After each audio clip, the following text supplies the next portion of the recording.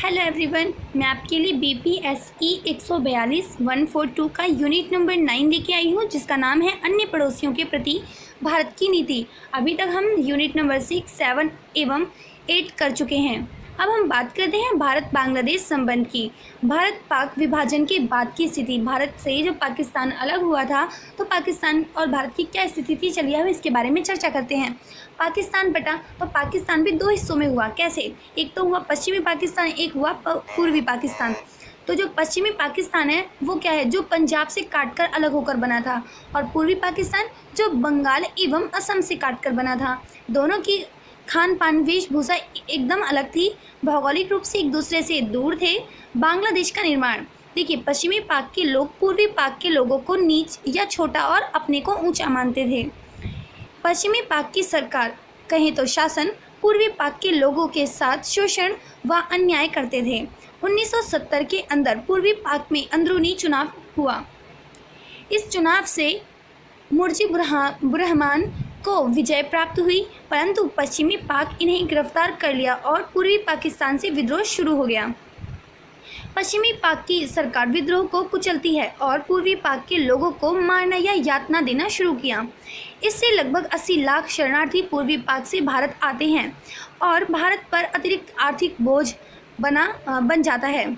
इसलिए भारत की सरकार इन लोगों को लेने के लिए कहती है, लेकिन पश्चिमी पाक मना कर देता है और इसके लेकर 1971 में भारत पाक युद्ध शुरू हो जाता है। इसी को लेकर के बांग्लादेश का निर्माण 1971 में भारत पाक युद्ध में पाक की हार हुई और 93,000 पाक सैनिक आत्मसमर्पण कर देते हैं। 1971 में पूर्वी पाक पश्चिमी पाक से अलग थलग होकर अलग राष्ट्र बनता है कौन सा? बांग्लादेश। बांग्लादेश का उदय कैसे हुआ, अब इसके बारे में बात करते हैं। बांग्लादेश में लोकतंत्र की स्थापना होती है और संसदीय शासन प्रणाली को अपनाते हैं। बांग्लादेश में कभी सरकार अस्थायी नहीं रही। बांग्लादेश में लोकतंत्र और सैन्य शासन दोनों रहा। भारत बांग्लादेश संबंध देखिए, सहयोग के मुद्दे भारत एवं बांग्लादेश के बीच में और तनाव के मुद्दे। भारत बांग्लादेश में तनाव के क्या मुद्दे हैं? गंगा और ब्रह्मपुत्र नदी पानी के बंटवारे को लेकर दोनों देशों में विवाद है। बांग्लादेश से भारत में अवैध तरीके से शरणार्थी, चकमा शरणार्थी जिन्हें कहा जाता है, प्रवेश करते रहे हैं। बांग्लादेश के कुछ कट्टरपंथी इस्लामिक आतंकियों को जो भारत विरोधी गतिविधियों में शामिल हैं उन्हें शरण देता है। बांग्लादेश और भारत की सीमा पर बांग्लादेशी सैनिकों और भारत की BSF सीमा सुरक्षा बल के जवानों के बीच इक्का दुक्का हिंसक घटनाएं होती रहती हैं। भारत बांग्लादेश के बीच सहयोग के मुद्दे क्या हैं? भारत ने बांग्लादेश को अपनी पूरब की ओर देखो नीति का भागीदार बनाया है। एक्ट ईस्ट पॉलिसी 2014 यानी 2014 में कर दिया गया। पूरब में काम करो की नीति। आपदा प्रबंधन, पर्यावरण की सुरक्षा और विकास के मुद्दे पर दोनों के विचार एक जैसे हैं। व्यापार में भी दोनों देशों में सहयोग बढ़ गया है, विशेषकर पटसन व्यापार में। भारत बांग्लादेश में 2015 में समझौता हुआ और सीमा विवाद समाप्त हो गया। भारत और नेपाल संबंध कैसे हैं? हम यहाँ पे बात कर रहे हैं भारत के अन्य देशों के साथ या राज्यों के साथ कैसे कैसे संबंध हैं। भारत और नेपाल के संबंध प्रारंभ से ही अच्छे रहे हैं। दोनों देशों के बीच बिना पासपोर्ट एवं वीज़ा के आना जाना रहा है। नेपाल का महत्व भारत और चीन के बीच बफर क्षेत्र का काम करता है, इसलिए सदैव चीन नेपाल को अपनी ओर खींचने का प्रयास करता है। भारत ने सदैव नेपाल को प्राथमिकता दी है और नेपाल ने भारत को। नेपाल ही भारत से सबसे ज़्यादा आर्थिक सहायता पाने वाला देश है। भारत ने नेपाल में सड़कें और बिजली घर का निर्माण किया है। नेपाल का पहला हवाई अड्डा भी भारत ने बनाकर दिया है। आर्थिक सहायता के लिए नेपाल भारत पर भी निर्भर करता है। 2015 में नेपाल में भूकंप आने के बाद नेपाल के पुनर्निर्माण में भारत ने काफ़ी मदद की थी। भारत नेपाल के बीच मुक्त व्यापार समझौते थे। समझौते को फिर से लागू ना हो पाने के कारण देशों में तनाव है। अभी हाल ही में उत्तराखंड के काला पानी क्षेत्र को लेकर सीमा विवाद हुआ था। नेपाल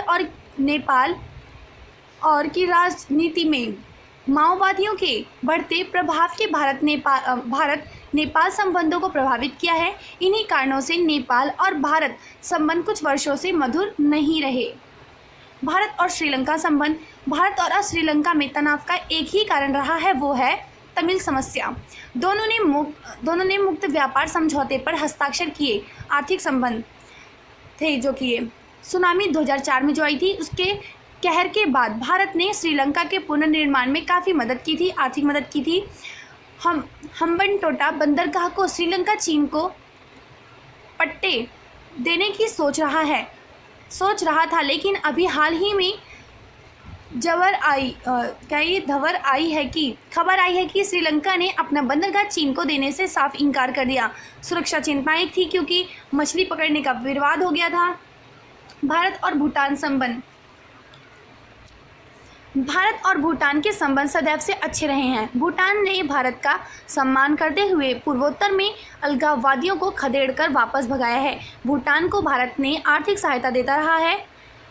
भूटान की पन बिजली परियोजनाओं में भारत में सक्रिय भागीदारी की है। डोकलाम विवाद के दौरान भारत ने चीन के खिलाफ 2018 भूटान का सक्रिय योगदान और सैन्य सुरक्षा प्रदान की थी। भारत और मालदीव संबंध। मालदीव भारत के नज़दीक टापू देश है। मालदीव के आर्थिक विकास, पर्यटन और उद्योग में भारत का महत्वपूर्ण योगदान रहा है। श्रीलंका के छापामार तमिल सैनिकों ने मालदीव पर हमला किया तो भारत ने तुरंत वायुसेना और नौसेना भेजकर मालदीव की सहायता की है। चीन के मालदीव में हस्तक्षेप के वक्त भी भारत ने मामले को यूएनओ ले जाकर मालदीव की मदद की। श्रीलंका के छापामार तमिल सैनिकों। भारत और अफगानिस्तान संबंध। पड़ोसी देशों में अफगानिस्तान एकमात्र देश है जो अपनी सुरक्षा के लिए पाकिस्तान को खतरा मानता है। इसलिए भारत और अफगानिस्तान के सुरक्षा खतरे साझे हैं। अफगानिस्तान एकमात्र ऐसा देश है जिसका भारत के साथ आधिकारिक रूप से सामरिक समझौते हैं।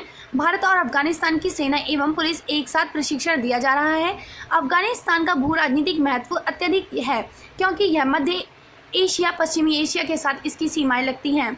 अफगानिस्तान ने अपनी उपस्थिति सुदृढ़ करके पाकिस्तान एवं बलूचिस्तान पर दबाव बनाया जा सकता है। मध्य एशियाई देशों में प्रवेश के लिए इसका केंद्रीय महत्व है। वर्ष 2017 में भारत अफगानिस्तान व्यापार को प्रभावी बनाने के लिए पारगमन मार्ग कॉरिडोर की स्थापना की। यहाँ पे हमने श्रीलंका के संबंध की बात कर ली और मालदीव की भी बात कर ली। हम अफगानिस्तान पे थे। मध्य एशियाई देशों में प्रवेश के लिए इसका केंद्रीय महत्व है। वर्ष 2017 में भारत अफगानिस्तान व्यापार को प्रभावी बनाने के लिए पारगमन मार्ग कॉरिडोर की स्थापना की। भारत की अफगानिस्तान में भूमिका क्या है? भारत एक महाशक्ति है, इसलिए भारत अपने हितों का विस्तार समूचे विश्व में करना चाहता है। अफगानिस्तान की क्षमता निर्माण शिक्षा में है। ठीक, क्षमता निर्माण के अलावा अफगानिस्तान के आधारभूत संरचना के विकास में भारत का महत्वपूर्ण योगदान रहा है। 26 एवं आर्थिक सहायता 26%। अच्छा, 5 सबसे बड़ा देश।